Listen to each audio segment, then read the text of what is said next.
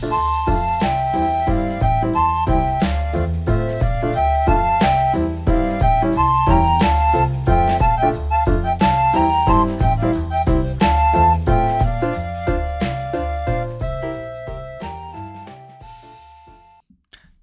everyone, welcome to Sakyo Jun's channel. This is the very first episode of a new series called Talk with AI.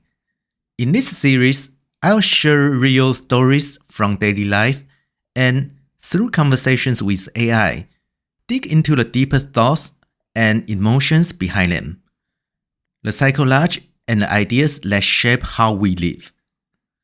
I believe many of us carry automatic thoughts and default values that often lead to unnecessary struggles in life. AI is a great teacher, and I've found that I'm pretty good at asking thoughtful, pointed questions. I'm using these dialogues as a kind of system update for the mind. It's a way for both myself and others to rethink the defaults we've been running on.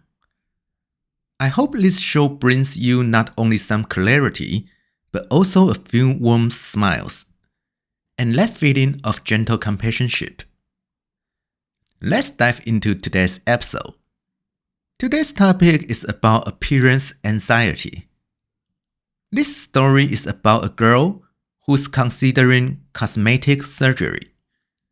Among the 3 sisters in her family, she feels like she's the least attractive. She wants to look better, so she brings up the idea with her mom. But her mom says, "You are not pretty, but you are not ugly either. Why bother with surgery?" Then she talks to her partner, who also disagrees. Her partner says, "You keep working on your appearance, but what about your inner self?" She suggests that money could be better spent on traveling together or self-improvement courses. After hearing this from the 2 people closest to her, the girl feels disheartened. All she wants is for people to say, "Wow, the 3 of you sisters are all beautiful." This story raises 2 interesting questions. First, how should we handle the appearance anxiety? Second, why do people always jump in with advice or criticism even when you didn't ask for it? I'd like to start with the second question because it happens a lot in Eastern cultures.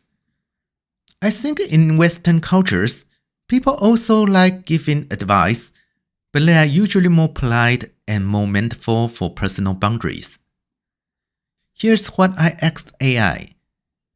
Why do people often respond with advice or criticism, even when it's easy to hurt someone's feelings? Does it serve a psychological function? AI said, many people unconsciously slip into a problem-solver mindset when someone asks a question. They assume you want solutions, but often, what's really needed is empathy, not correction. Giving advice can make the speaker feel useful and in control. From a social standpoint, offering advice is associated with authority, like a teacher or a mentor. Functionally, if the advice is well received, it can be an efficient way to teach norms or avoid mistakes. Emotionally, it helps ease the discomfort of seeing someone else in pain because I did something about it. But you are right, the habit can be hurtful. So before giving advice, ask yourself, am I doing this to help or to satisfy myself? Does this other person need solutions or support?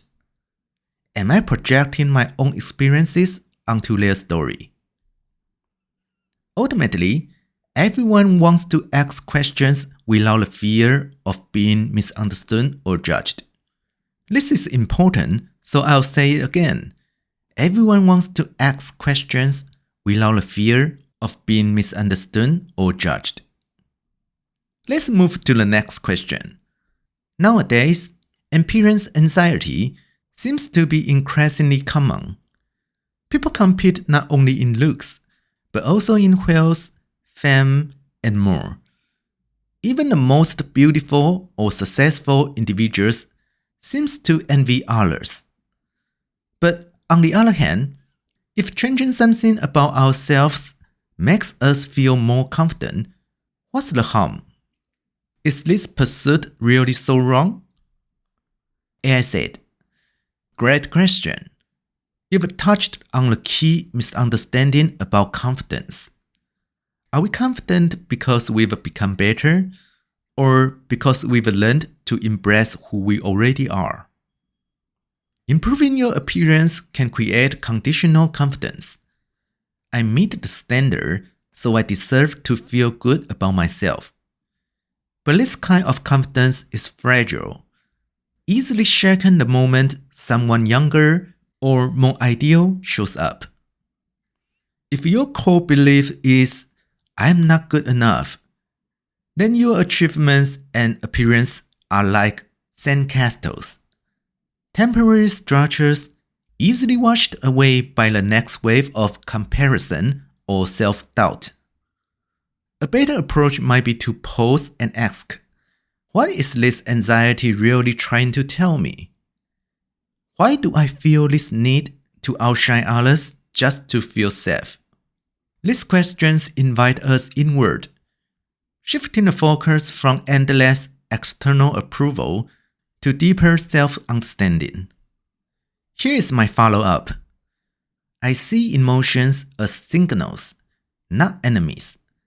Negative feelings like anxiety can be useful, even motivating. But when they become overwhelming, how can we care of ourselves without being consumed? AI say, you can name and label the emotion. Saying, I feel anxious or I feel ashamed helps create space between you and the emotion. You can even rate its intensity on a scale from 1 to 10, just to acknowledge it without being consumed by it. Second, accept emotional rhythm. You are not meant to feel good all the time. Let yourself feel low when you need to. Paradoxically, it often helps you bounce back sooner. Third, externalize your feelings. Write, draw, speak. Putting emotions into words or images gives them a container, so they don't swirl endlessly inside you. Fourth, return to the body. When the mind is overloaded, the body can become your anchor. Try deep breathing, slow mindful walking, or comforting touch like a warm bath or blanket. Fifth, you don't have to hold everything on your own. A trusted friend, a therapist, or even an honest journaling can offer a gentle space to be held and seen. Conclusion: being kind to yourself isn't about fixing everything quickly. It's about staying soft with yourself, even when life feels hard. That was the AI's response, and after hearing it, one more question came to mind. Why are we sometimes so gentle with others, but so harsh on ourselves? Where does the inner critic come from? AI said, there are several reasons. 1. Learned voices from childhood. We internalize the tone of parents, teachers, and society before we can think for ourselves. Their criticisms become our inner voice, meant to keep us safe, but left unexamined until we choose to rethink them. 2. Control mechanism. Self-criticism gives us the illusion of control. If I'm strict enough, I won't fail. If I blame myself first, others can't hurt me. 3. Believe that pain equals growth. Some of us grew up believing you need to suffer to improve. Being soft is lazy. So harshness becomes our default way of managing ourselves. So what can we do? First, notice your inner voice. Ask, does this sound like someone from my past? Is this helping me or just hurting me? Second, reframe the tone. Imagine you are a teacher, coaching a student yourself. Would you criticize or guide and support? Third, practice self-care language. Use gentle phrases like, I've done my best. I can try again tomorrow. Mistakes mean I'm still learning.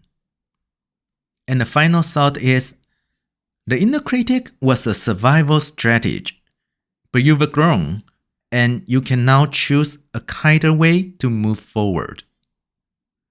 That's the end of today's episode. Did anything resonate with you? I was reminded of a book called The Crocodile's Memoir, about how we often try to protect ourselves with clumsy strategies and end up crying anyway. If you'd like to share your thoughts or reactions, feel free to leave a comment. Thank you for listening. See you next time. Bye bye.